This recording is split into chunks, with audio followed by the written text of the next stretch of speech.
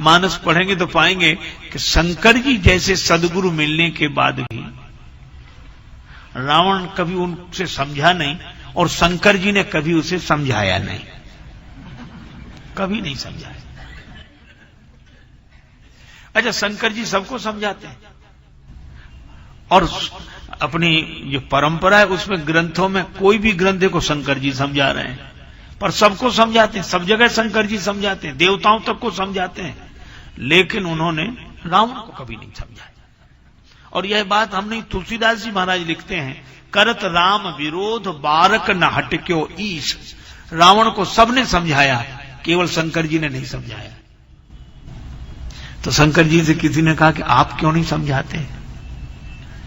और तो सब समझाते हैं। शंकर जी बोले, जो समझाते हैं वो खुद नहीं समझते, इसलिए समझाते हैं। हम रावण को अच्छी तरह समझते हैं, इसलिए नहीं समझाते। क्यों? बोले ना समझी भी दो तरह की होती है, दोष की तरह हो तो दूर हो जाएगी, पर स्वभाव हो तो मिटे ना मलिन स्वभाव अभंगो। अच्छा, फिर भी समझाते क्यों नहीं? शंकर जी बोले, लाभ नहीं होगा, श्रद्धावान लभते ज्ञानम। ज्ञान की प्राप्ति तो श्रद्धावान को होती है। और यह शंकर जी बोले, ये मुझे जब जब देखता है तब तब हंसता है। तो कहा कि आपको देखकर क्यों हंसता है? कहा कि जैसे ही मैं सामने जाता हूं तो यह हमारी ओर देखकर हंसता है, फिर कहता गुरु जी इधर देखो। तो हम पूछते क्या देखें? तो ये कहता है कि आपके तो 5 ही सिर हैं, इधर तो 10 हैं, तो हम तो आपसे दुगने पहले ही हैं। तो जो व्यक्ति गुरुजी से अपनी समझ दुगनी समझे, उसको गुरु लोग समझाएं भी तो कैसे समझाएं? उसको यह भ्रम है कि गुरुजी से दुगने तो हम ही हैं। और यही कारण है कि एक दिन रावण गया तो कैलाश पर्वत हिलाने लगा। अब कैलाश पर्वत हिला तो शंकर जी भी हिले। कौतुक ही कैलाश पुण्य लीनी से जाए उठाए, हिलाया तो कैलाश पर्वत हिला, शंकर जी हिले तो पार्वती जी और सब हिलने लगी कैलाश पर जितने। तो पार्वती माता ने पूछा कि हे देवादिदेव महादेव, क्या हो रहा है ये? शंकर जी मुस्कुरा कर बोले, चेला आया है, चेला आया है, चेला।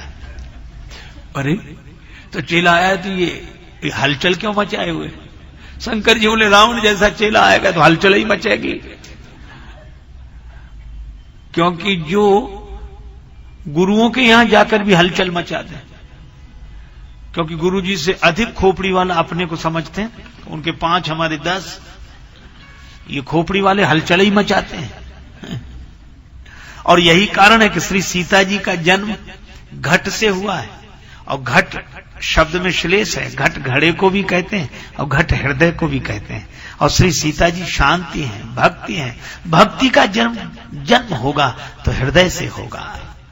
और एक अद्भुत संकेत है, रावण ने सीता जी का हरण किया है। भक्ति का जन्म हृदय से होता है, खोपड़ी वाले तो हरण करते हैं।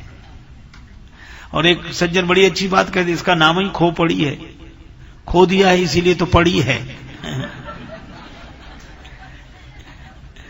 अच्छा, रावण खोपड़ी वाला है, शंकर जी ने कहा ये तो हलचल मचाएगा, जरूर हलचल मचाएगा।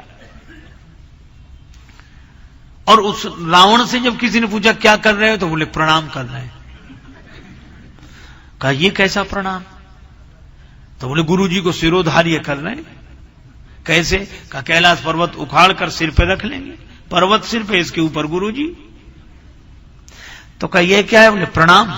कहा ये कैसा प्रणाम? प्रणाम तो ऐसा है कि शिष्य गुरु जी के चरणों में सिर झुकाता है और गुरु शिष्य के सिर पर हाथ रखते ऊपर उठाते कि उठो बेटा। शिष्य कहता है कि गिरना मेरा स्वभाव है और गिरते हुए को ऊपर उठा लेना आपका स्वभाव है।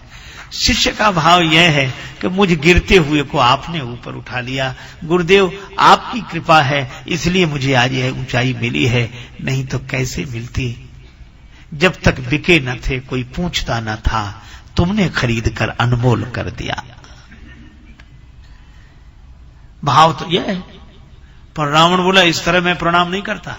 क्यों? का सबकी तरह प्रणाम करूं तो सब में और मुझ में अंतर क्या है? तो कब ऐसा प्रणाम नहीं करते, ऐसा करते हो क्यों?